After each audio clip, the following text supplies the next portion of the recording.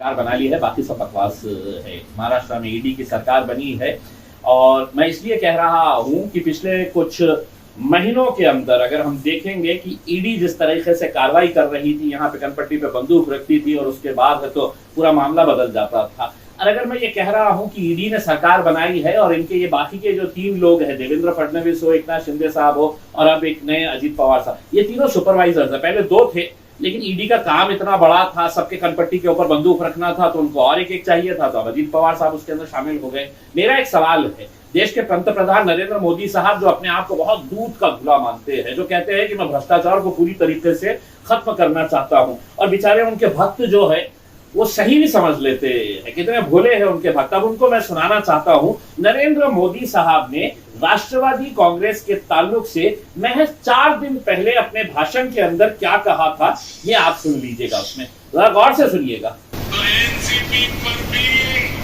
करीब 70,000 करोड़ रुपए के घोटालों का आरोप है। 70,000 crore. Maharashtra state cooperative bank घोटाला, महाराष्ट्र सिंचन घोटाला, अवैध खनन घोटाला, इनकी लिस्ट भी बहुत लंबी है। लेकिन अब ये सब मैं बंद करने वाला हूं, क्योंकि मैं सिर्फ इनको डराने वाला था और अपने पास लाने वाला था। हो गया आपका काम मोदी जी। आपके दूसरे जो यहाँ पे महाराष्ट्र के एक उप मुख्यमंत्री है, जो खुद को भी बड़ा दूध का धुला मानते हैं, भ्रष्टाचार के विरोध में भाषण बहुत अच्छा देते हैं, अब उन्होंने क्या कहा है जरा ये भी सुन ले। राष्ट्रवादी काँग्रेसची युती होणं शक्यच नाही। नाही आपण धर्म नाही, शाश्वत धर्म नाही, कुठलाही धर्म नाही। एक वेळ रिकामे राहू, एक वेळ सत्तेशिवाय राहू, एक वेळ मला कोणीतरी विचारलं तुमचा विवाह होणार आहे का, मी म्हटलं अविवाहित राहणं पसंत करेन, पण राष्ट्रवादी सोबत जाणार नाही। मराठी के अंदर बोल रहे हैं देवेंद्र फडणवीस साहब कि किसी भी कीमत के ऊपर राष्ट्रवादी कांग्रेस के साथ हम नहीं जाएंगे। नहीं।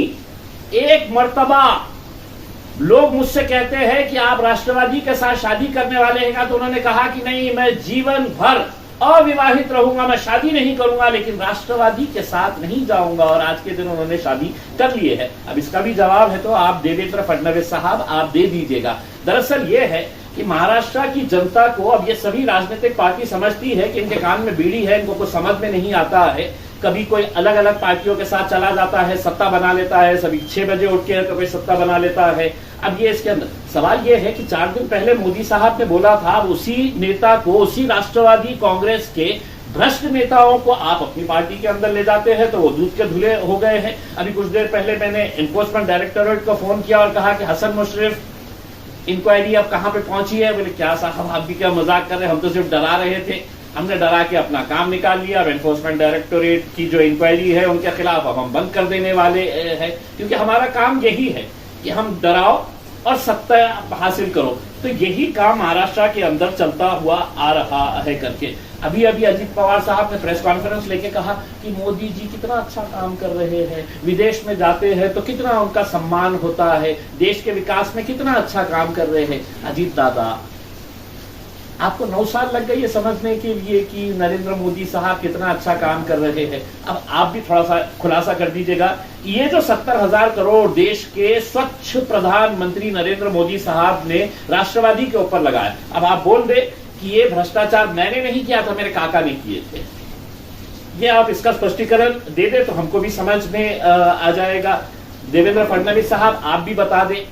देखिए, इससे ज्यादा घटिया राजनीति महाराष्ट्र ने पिछले 75 सालों के अंदर देखी नहीं थी। इसमें सारे नियम, no ethics, no morals, no values का ही कोई उसूल नहीं है, राजनीति का कोई पॉलिसीज नहीं है, बस सत्ता हासिल करना है, बस इसी उसके ऊपर पूरा ये। मुझे तो अब चिंता इस बात की हो रही है कि राष्ट्रवादी कांग्रेस के वो बड़े बड़े मुसलमान लीडर टोपी दाढ़ी पहन के, नहीं हमको सेक्युलर पार्टी के साथ रहना है, अब तुम्हारी दुकान कैसे चलेगी मुझे ये बताओ।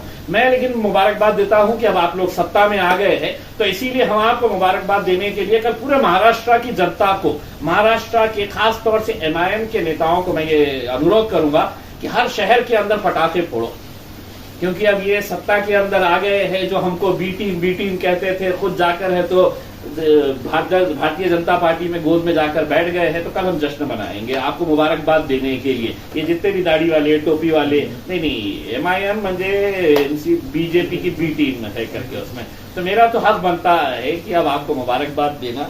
मेरा सिर्फ यही कहना है कि ये बहुत ही अफसोस की बात है, लेकिन कहते हैं ना, गंदा है पर धंधा है, और यही धंधा अब देखने को मिल रहा है यहाँ पर महाराष्ट्र के अंदर।